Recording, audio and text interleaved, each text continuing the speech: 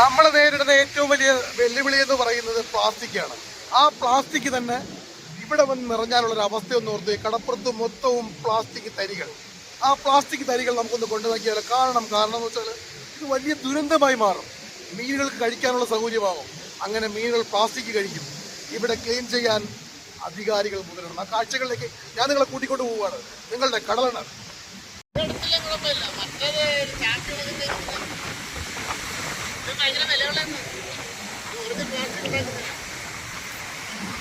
കാണുന്നതാണ് ആ സാധനങ്ങൾ.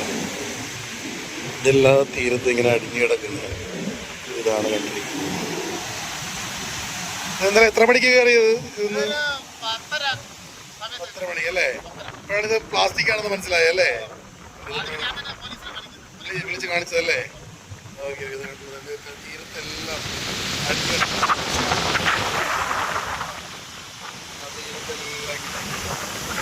കിലോമീറ്ററുകളോളം നമ്മൾ ഈ കാണുന്നത് ഈ സാധനമാണ്. ഈ കിലോമീറ്റർ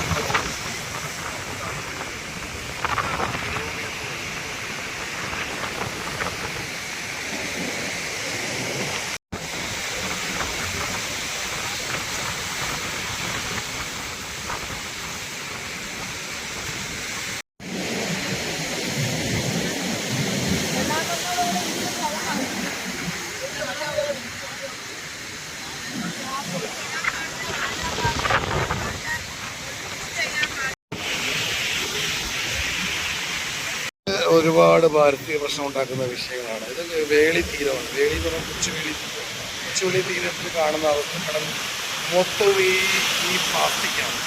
നമ്മൾ ഏറ്റവും കൂടുതൽ ഈ പ്ലാസ്റ്റിക് തന്നെ തീരത്തടിഞ്ഞാൽ എന്തായിരിക്കും അവസ്ഥ നിങ്ങൾ കണ്ടു ഒന്ന് വിചാരിച്ചു.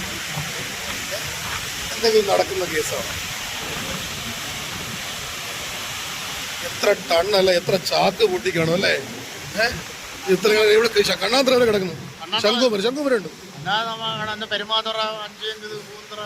എല്ലായിടത്തും. ഇവിടുത്തെ പ്ലാസ്റ്റിക് ആ പ്ലാസ്റ്റിക് തന്നെ നമ്മുടെ മാലിന്യമായി മാറിയല്ലേ? വലിയ പ്ലാസ്റ്റിക് തന്നെ മാലിന്യമായിട്ട് കാണുന്ന ഒരു അത്ഭുതം കാഴ്ച. എങ്ങനെ പറയാതിരിക്കും? നമ്മുടെ എന്താ പറയാ, എല്ലാവരും ഇപ്പം ആരും ഒരു അനക്കമില്ലാതെ മിണ്ടാതിരിക്കുന്ന ഒരു അവസ്ഥയാണ് കാണുന്നത്. തീർച്ചയായിട്ടും അധികാരികളുടെ കണ്ണു തുറക്കണം. ഈ പ്ലാസ്റ്റിക് മാലിന്യം ഇവിടെ നിന്ന് തുടച്ചു മാറ്റണം.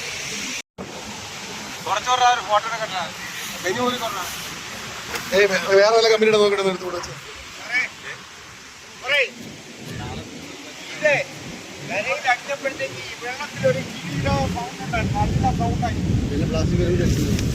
പൊട്ടിയെങ്കിലും നോക്കണ്ടാവും.